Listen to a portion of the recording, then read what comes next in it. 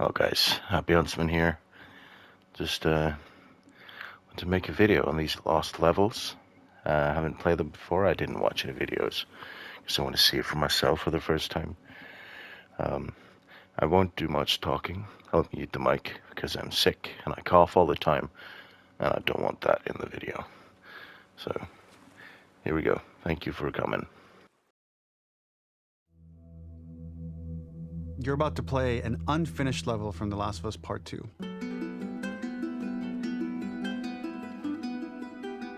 The reason we added this section is there are a few sequences, and we picked the 3 of the best ones, that we cut from the game. Often we build a game that's much bigger than what ends up being the final product. They were months away from being finished, but we wanted to give you an insight of what it's like when we built the game, because often we have this whole thing constructed and it doesn't have final art or audio or dialogue. And here you get to see the building blocks of what it's like when we first string a bunch of these levels together.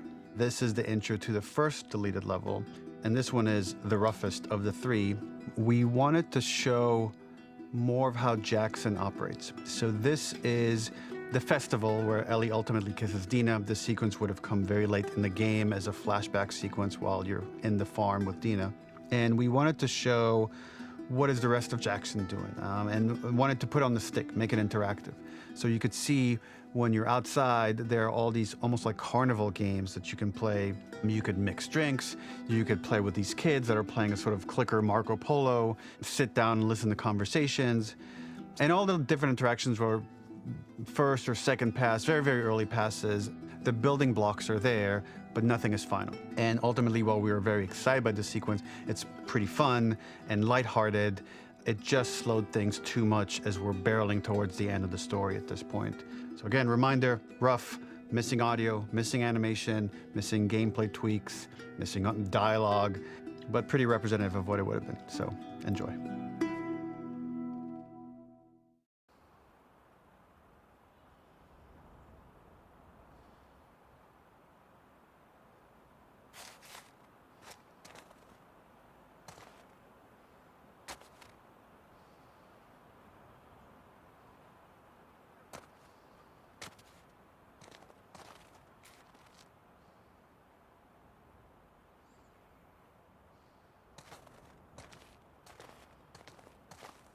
Originally, this level was going to transition us to farm. We would go all the way through to the dance, where Ellie and Dina share their first kiss. Then we would play through farm, and when Ellie plays the guitar at night, she would remember the Seth incident. So, the opening for this was a little tricky. We needed it to match at least a little what you might expect emotionally coming from prior beats, because we were already purposefully disorienting you in time and space. Remember, you just came from this huge fight. To jump straight into it would have been a little too jarring. After some back and forth, we rooted it in Ellie's nerves, calling back to her hands shaking in the theater. But this time, for a much more innocuous reason we'll find out later. She's nervous because she has a crush on Dina, who is the only reason why she's here at the dance.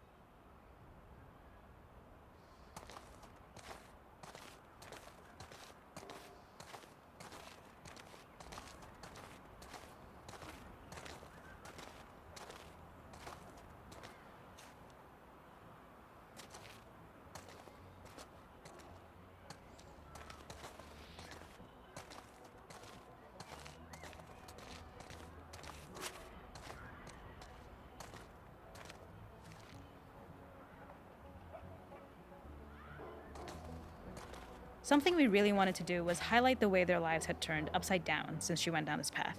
We had this idea of recontextualizing all of our usual gameplay mechanics that were designed for really violent ends. The workbench, door bashes, throwable weapons, and even the infected, which is my personal favorite. Peppered throughout the level are moments of levity or shared history, all the while seeing how happy and mundane they all were before her huge revenge odyssey.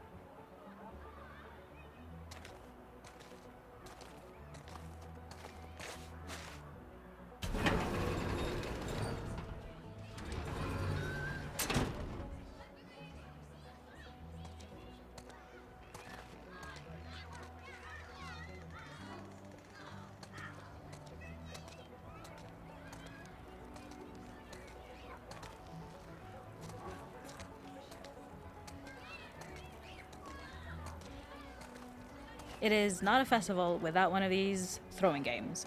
This one, of course, uses our throwable system where you're often chucking explosive things or stunning things, but for a more wholesome purpose, although some people take this game really seriously. A fun aspect of this is if you did well, you could win a toy here. Ellie would place it in her pocket. If you had done this, you'd find the toy with JJ, the baby, later back at the farm. When we cut this, the toy made it through anyway because it was so cute. It is the same one you see on the tractor at the farm. Ollie the elephant.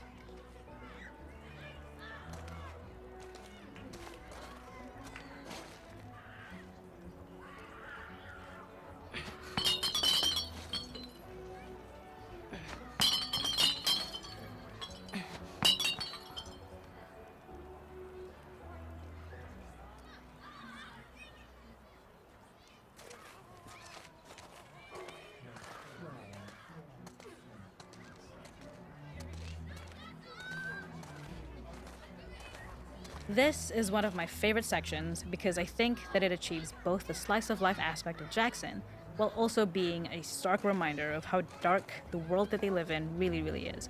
To attract attention and curiosity, one of the kids was supposed to make this adorable, messed up little clicker impression and the others would giggle. We tried a version where if you got close enough, the kid might try and follow you a little before turning back. Since clickers are blind and move by echolocation, for this game of messed up tag, Ellie must close her eyes and listen for when the children give themselves away. The thought was that these kids are in relative safety. They still grow up with the dangers of clickers and runners, and all those lessons would embed themselves in the games that they play. When the festival got cut, they tried to preserve this moment and move it to the front of the game where the snowball fight is, as a tutorial. However, being in the headspace of a clicker doesn't really teach you how to deal with them. Eventually, it evolved, and they instead made the snowball fight, which was, I think, way more effective.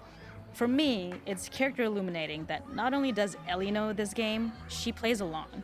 There's a familiarity with the kids that's really nice to see, especially because it's such a difference from the Ellie we see later, who has a sort of hollow normalcy that she's trying to get with JJ, but kind of fails.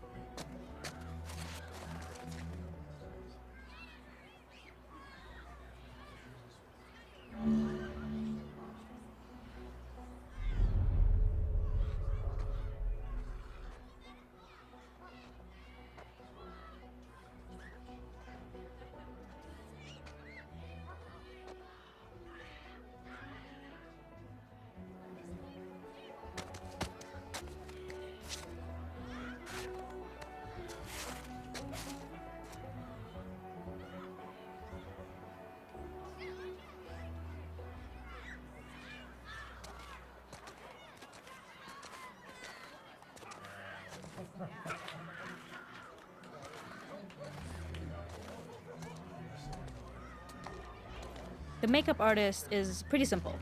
It's one of those little in-game scenes we peppered in to make it feel like Ellie had roots in the town. Hallie, our writer, mentioned that in her mind, an ex-girlfriend of Ellie's tattooed her arm to cover up her scar. So we figured this might be the only time you get to see that. We wanted to hint at it and allude to it and make it feel like there had been so much more that had been happening and so much more that Ellie threw away.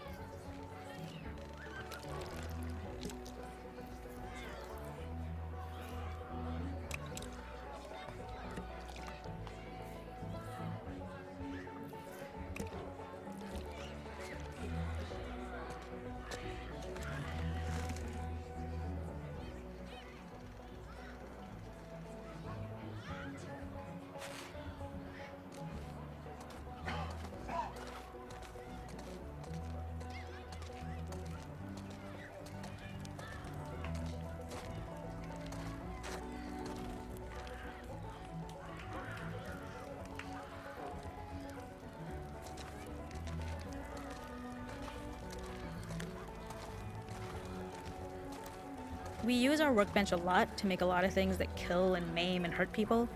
Here, we had the silly idea of using the same feel, harkening back to the same animations, using the exact same UI to instead fix a drink. Like the workbench, you could pick your base, and then you could add something to it.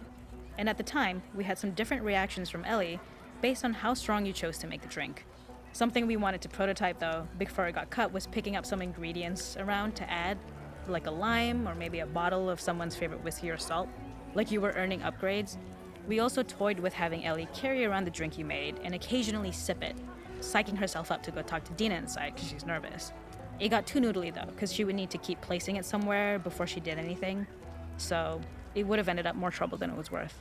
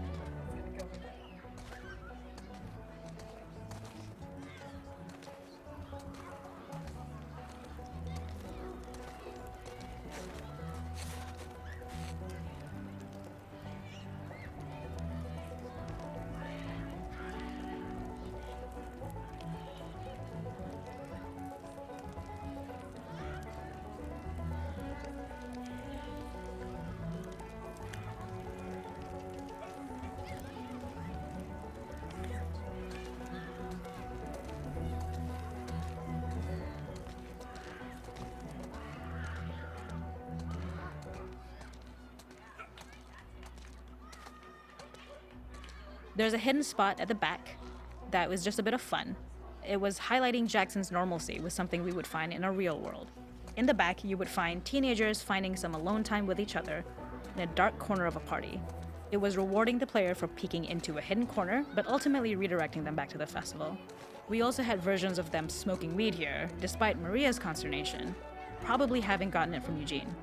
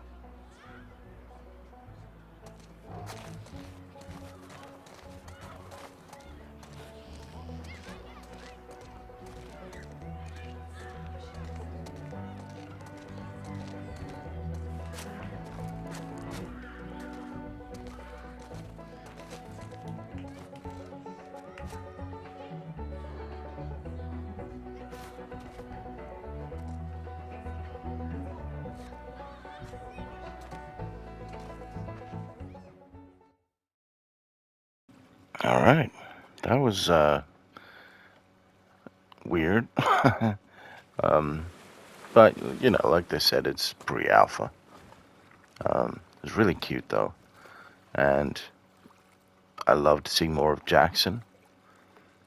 Yeah. All right, on to the next one.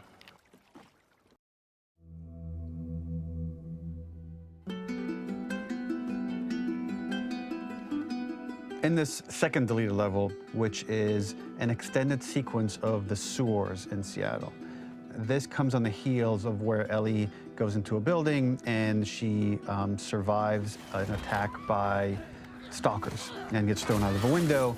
and get swept away by the current, and then we cut this section that used to be there in the final game. Now you will get to play it. So this was a way to get a bit more interesting puzzles, interesting traversal, figure out how Ellie can navigate the sewers with the fighting current. Ultimately, with a lot of these levels and these sequences, the reason why we cut them were for pacing purposes. But here it is for you in this very kind of raw form that part of it will feel finished, parts of it will feel like assets are missing as far as audio, animation won't be final. But it's a glimpse into what a game looks like when it's months away from finishing. Enjoy.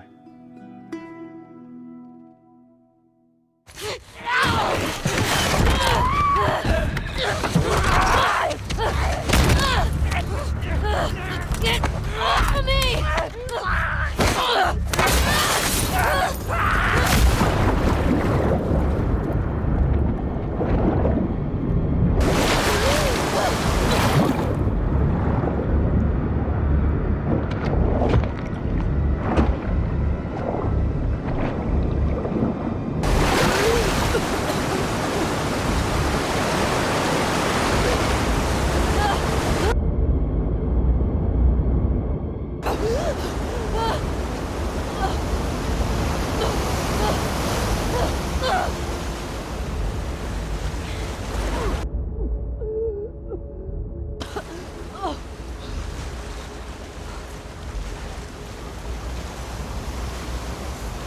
Okay. Okay.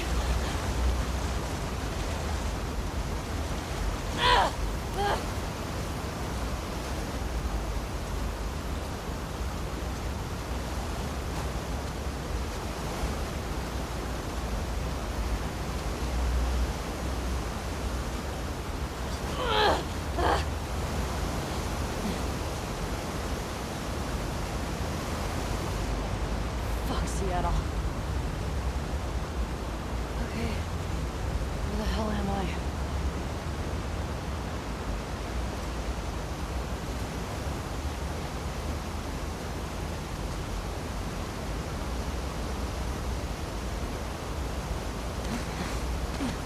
The ladder acts as an immediate goal for the player, but being able to climb out is not going to be so easy.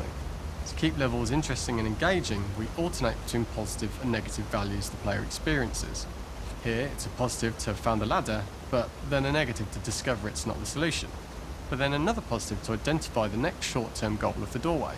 By alternating between these opposing values, we give players what they expect, but not how they expect it.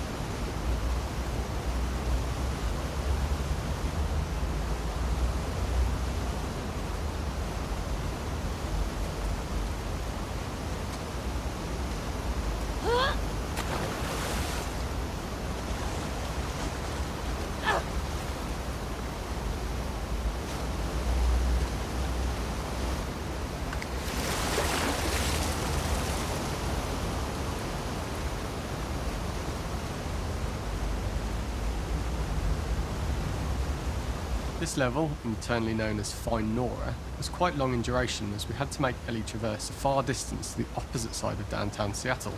The sewer section was originally longer than what we released the game with, approximately 10 minutes more. This was one of the few areas of the game that used water flow as part of a traversal puzzle. The player has to go upstream to use the current to get to the platform to reach the other side. We mostly cut this mechanic game-wide, however it remained in essence in the section swimming to the aquarium as Ellie, when you were avoiding the waves.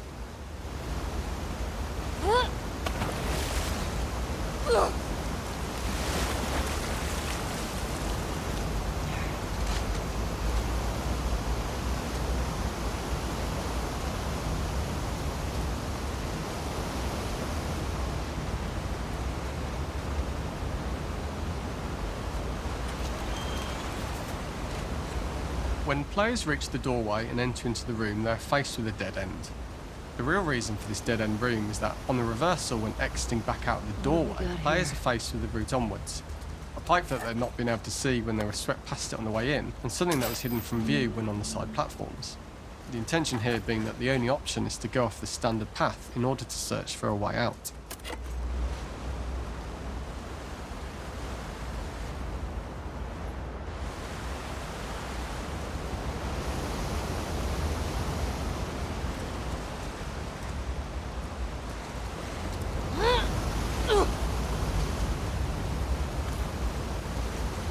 Get me the hell out of here.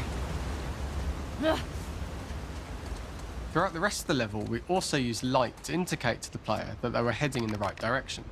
At each turn, however, we blocked the direct route forward. Players would know that they just have to keep finding alternative paths, promoting those feelings of being desperate and trapped. We slowly introduced the player to consider climbing into smaller pipes and crouching in these tight spaces. This is to slowly build up to, and encourage, the player to climb into such a small pipe that they'd have to be crawling on their stomach, which is something that the player previously may not have recognised as a playable space, let alone the desired route they need to take. Up and out. Just keep going up and out. We added a tiny space just to reward the player's exploration with a pickup item, and we made sure it was something that made sense that you'd find in this area. A canister and all the garbage that had been washed into the sewers from the surface.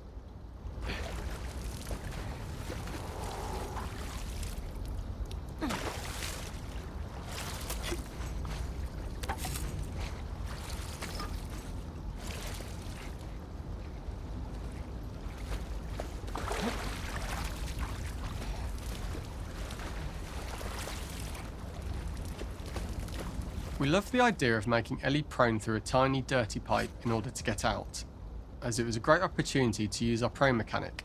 A unique camera setup was created to support crawling in these pipes, as the standard prone camera is much higher above the player. We also created custom collision in order for Ellie to manoeuvre in these tight spaces easily. Initially, the oblong collision capsule around her character caused issues crawling around corners. We put extra effort into the custom corner collision so the movement experience is as smooth as the main game. Fuck. Okay.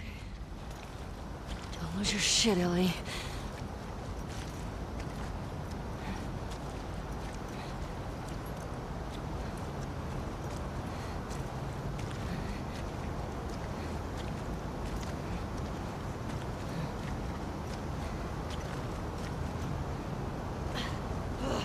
In order for the player to feel cramped, claustrophobic and desperate, we'd been enforcing the traversal mechanics that allow for a tight environment which promote these feelings. We introduced the use of the squeeze through so that we can keep the player feeling enclosed and tight, but without repeating the same geometry. Here we change from low ceilings with wider walls to high ceilings and tight walls to change up the spatial pacing and keep the level from repeating itself.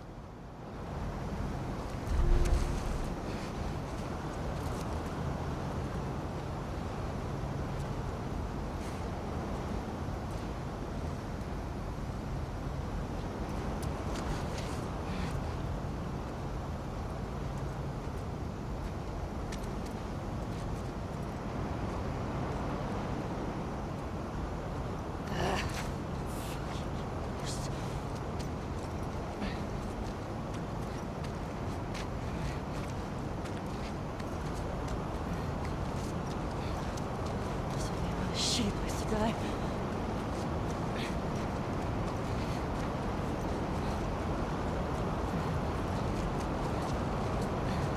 Originally, we had the waterline much higher here, so players had to swim through this tight tunnel.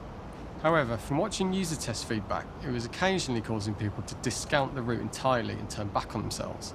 So to avoid any risk of this happening in the final game, we present a lower water level so the tunnel is easy to see and commit to using. Although this isn't as impactful without the prone swim, it's the better decision as it means a smoother experience for the player with no backtracking frustration. As we surface from the water and over the crest of the slope, we reveal what is further in this tunnel. A clicker that has sprouted and the fungus has grown on the sides of the pipe. It was great to see people who user tested this area becoming increasingly worried as we forced the player to squeeze past the fungus and inches away from the clicker's face, all the time not being sure whether the clicker might be alive or attack them. Although we aren't as cruel as to force a clicker attack in such close proximity, we do have a payoff for this moment. This clicker momentarily turned into Joel to show Ellie's PTSD from what happened to Joel at the start of the game. Ultimately, we decided to save this moment for the farm level, as it was more impactful there because it could become the centrepiece of that experience. Whereas in the sewers, we weren't able to make it as much of a narrative point and give it the breathing room and reaction time that it deserves, given the tight space.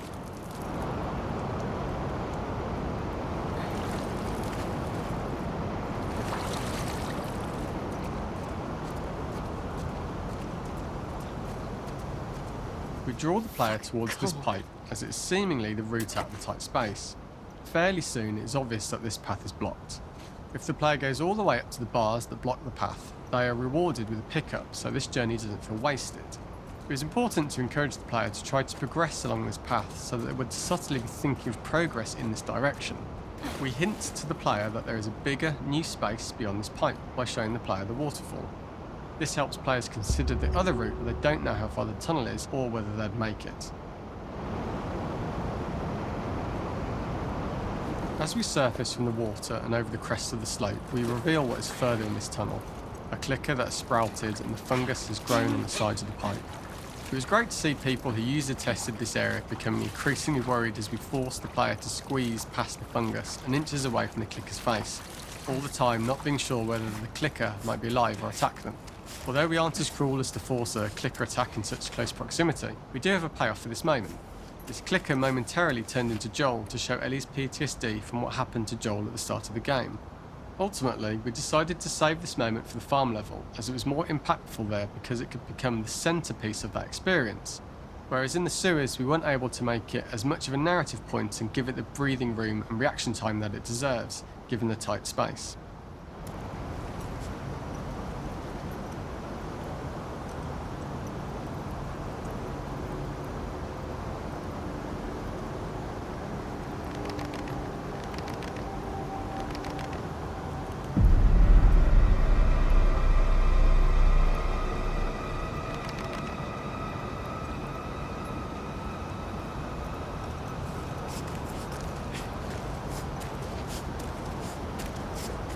Oh shit!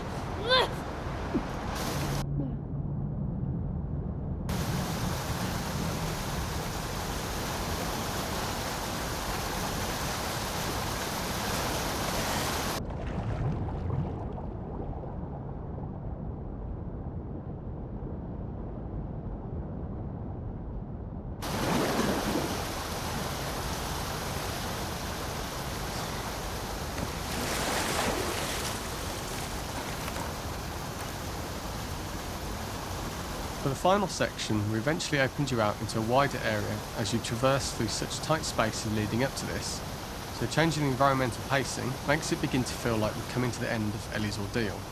An earlier iteration used the current that we'd shown at the start for a slightly tougher traversal puzzle to conclude the sewers.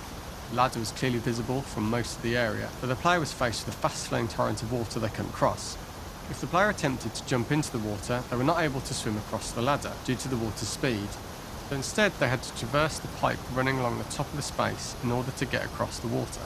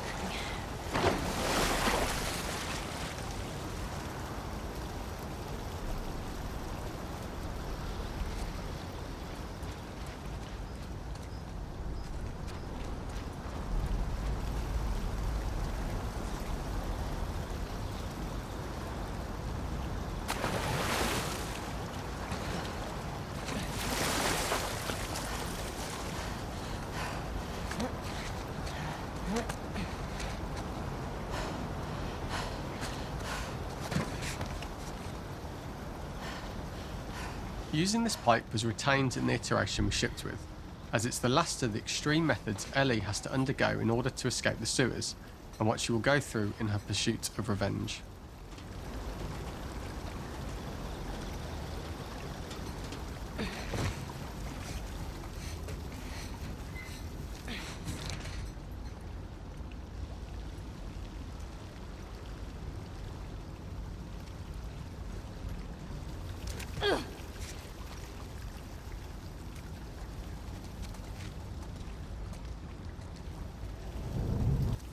The last ladder climb is quite lengthy, and although we could have trimmed it down to a shorter climb, we liked how this last segment of the journey built anticipation for whether there was success at the top or not after all you've been through. Ultimately, the ladder exits out into the subway station, which is how it connects in the final game. Ellie then has to find her way to the hospital from here, crossing paths with the scars for the first time.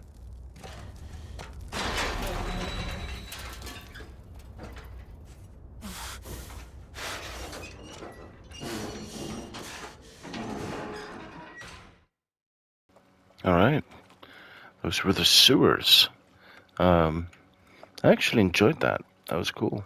I also enjoyed the Jackson party, but a bit more of this, I guess, since it had more animations and voice acting. And yeah, like it wasn't that long. If they had kept it in, it would have been fine, I think, because the sewers thing is pretty quick in the game. But yeah, let's head over to the last one, the hunt.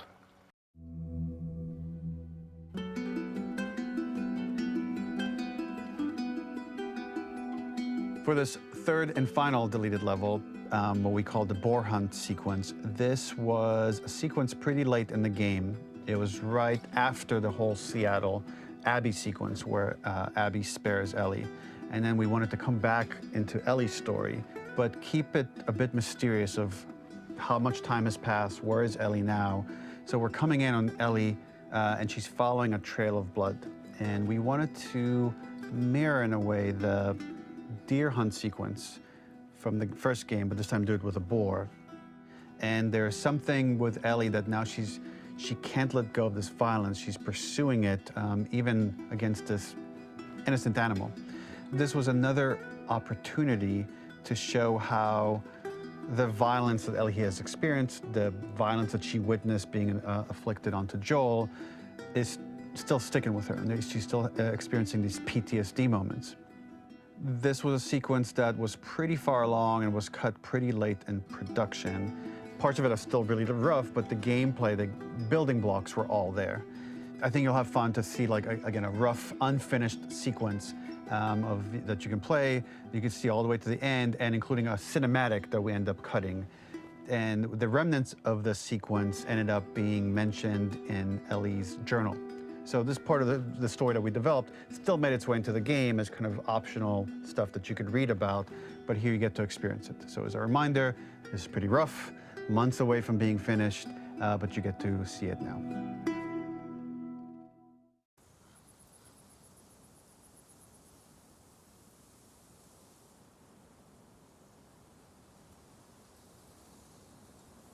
Where are you?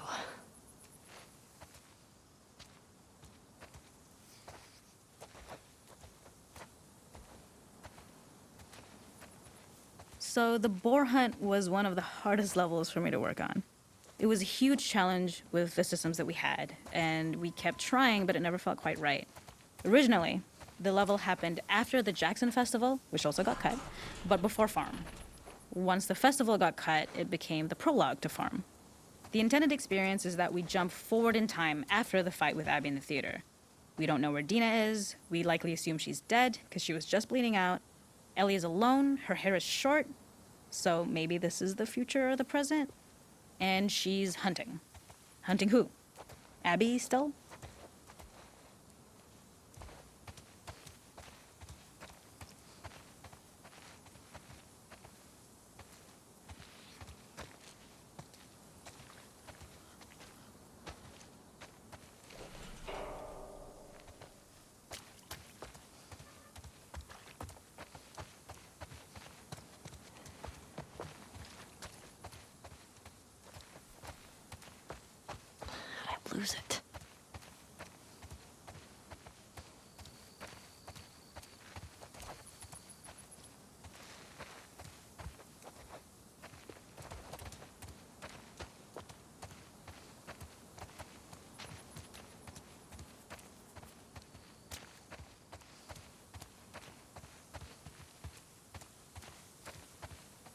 There it is.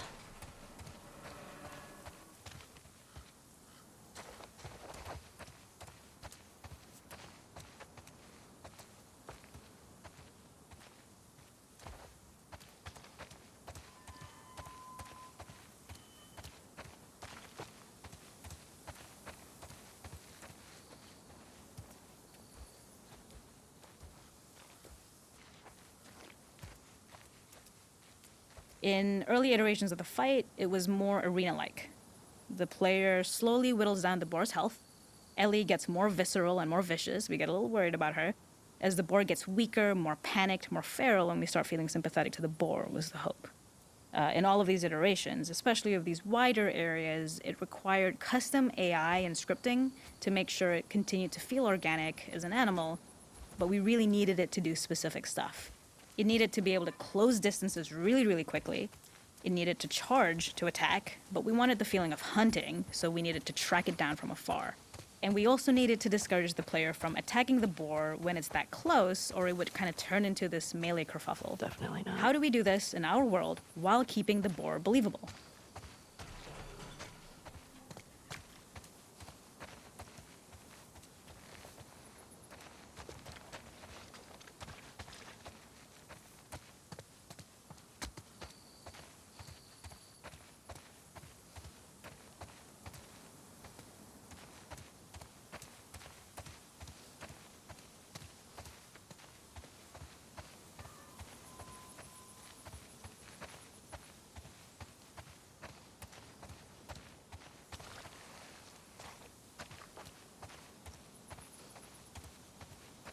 We must have gone through 5 or 6 iterations of the boar fight and all, and every single time it changed pretty drastically. We split it into clear phases, where one was like all long range. We tried another where you're getting close and you get the jump on it quite literally. You're jumping off of a rock to attack it.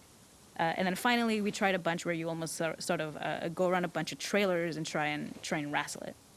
We uncovered after some time that taking down a boar over several phases felt very laborious and a little dramatic.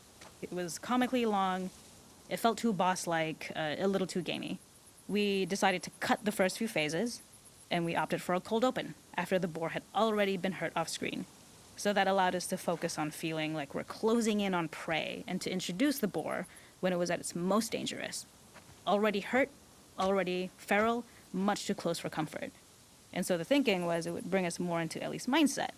Is this really hunting for food, or is she hunting for some other reason?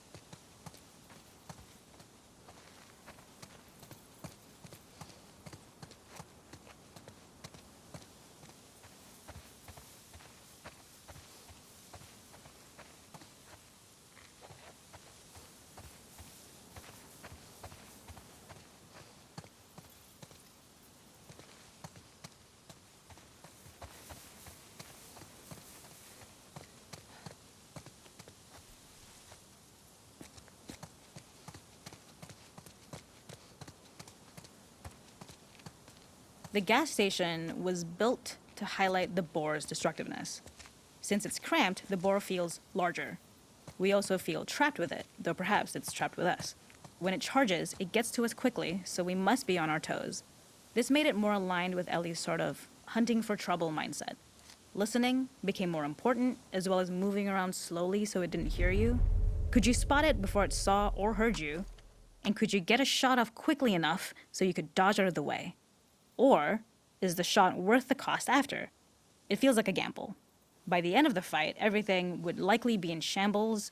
The boar would burst through the back, and Ellie would follow it and finally enact revenge. Okay. I can't see shit.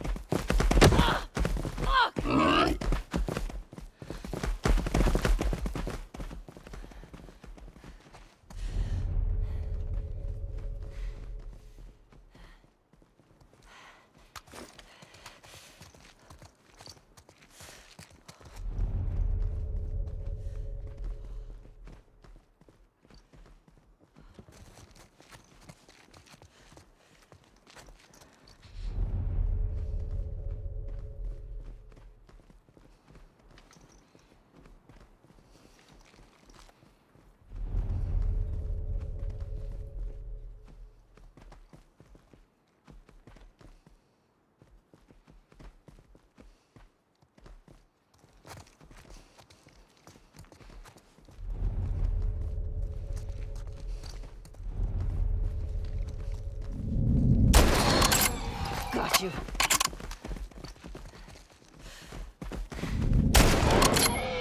It's over. Nowhere to run.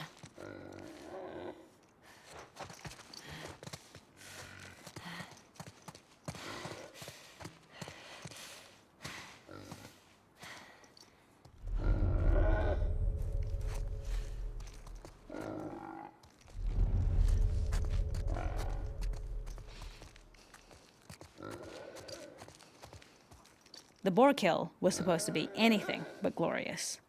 With the boar whimpering at the back of the gas station after Ellie's relentless hunt. After this, hearing the drone that we kinda come to associate with Ellie's trauma, we would hard cut to the stream where she's washing her hands and holding rabbits that she hunted, about to return to Dina. And there would be no mention of the boar.